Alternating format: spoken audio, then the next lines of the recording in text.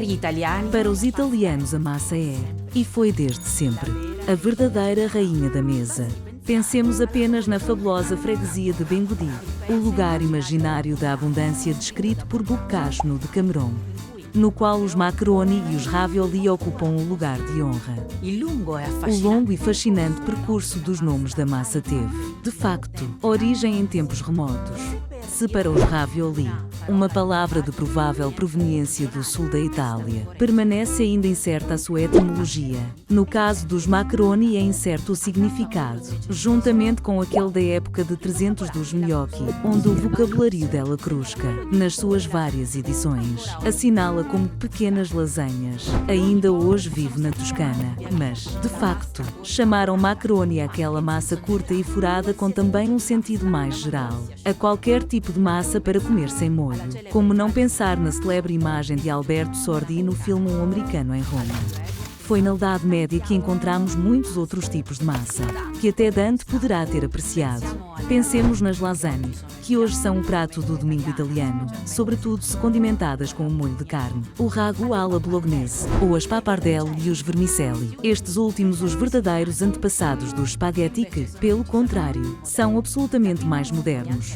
A primeira referência ao spaghetti, tal como foi descoberto há pouco tempo, tem a data de 1817 e a sua afirmação em Itália, o bel paese, enquanto podíamos encontrar, e nesses mesmos anos, um apreciamento também no estrangeiro, sobretudo nos Estados Unidos, onde existiam já notícias sobre eles na segunda metade do século, e foi ali que surgiram as primeiras spaghetti dos anos 40 da época de 900. Juntamente com o tomate, hoje o spaghetti representa o primordial símbolo da italianidade, e assim esta combinação, nascida muito provavelmente em Nápoles, difundiu-se apenas a partir do final da época de 800. A definitiva consagração desta união deve-se a Pellegrino Artusic na obra A Ciência na Cozinha com a receita número 125 molho de tomate. Considera um molho ótimo para melhorar as massas sem caldo temperadas com queijo e manteiga.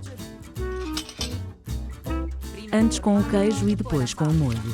Sim, a inversão dos elementos acontece apenas na época de 900. De resto, se para todos os italianos hoje a massa deve ser servida rigorosamente al dente, isto é, cozida al dente, segundo uma expressão considerada internacional. Isto deve-se ao pai da cozinha doméstica italiana que, seguindo o uso napolitano, para o macarrão aconselha a não o cozer demasiado. Uma novidade não insignificante. De facto, os livros de receitas do passado previam tempos de cozedura demasiado demorados, de 20 a 60 minutos. Foi mérito também de Artusi o facto de ter difundido em larga escala muitas especialidades de massa recheada.